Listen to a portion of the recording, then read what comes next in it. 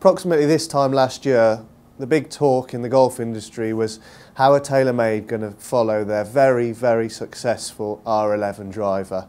The R11 made a huge statement, particularly because of the white head combined with a black face and the level of adjustability on offer. It was a huge hit on tour, and due to the colour it was unmistakable. Like I say, all the talk this time last year was how would it be followed, and the R11S were only slight tweaks really. The main focus became the rocket balls range, all about distance, and for the first time the fairway wood was the big talking point. As I say, R11S kind of went under the radar. There were only slight tweaks, so focus again this year was how was the R11 range going to progress, if at all.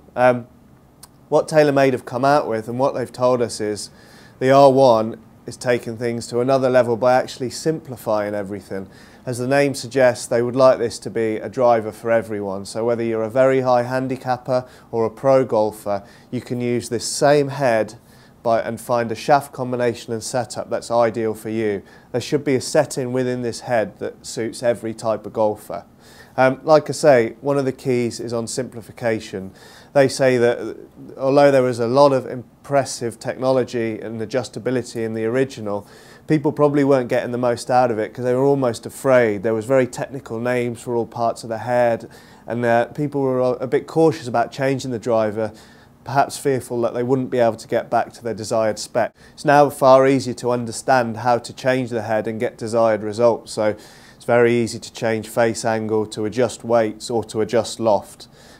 One of the big talking points is the number of lofts on offer. You can go anywhere between 8 and 12 degrees with this head. So in theory it should suit any type of golfer.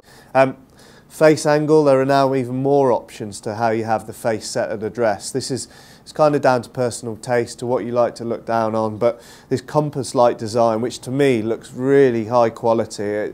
One of the things when we saw early pictures were that I thought this was a big improvement visually, and it's also extremely easy to understand.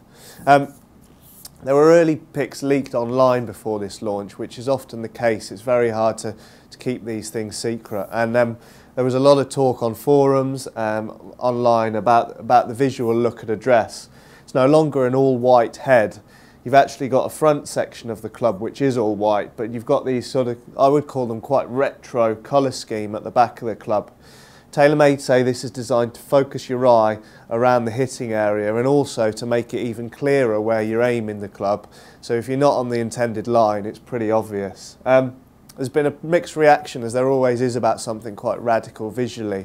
I quite like it, but it's really come down to personal preference. And interestingly, rocket balls, which has always been sort of the extreme section of TaylorMade, all about long distance, to me visually that's a bit more subtle at address. Really interested to try all of this adjustability out. We're going to hit it in a couple of weeks' time. It would be interesting to see the difference it makes and if this is a driver that really does suit all types of golfer. If you subscribe to our YouTube channel, you'll be the first to see our in-depth product reviews in the next couple of weeks when we actually take the clubs out to try.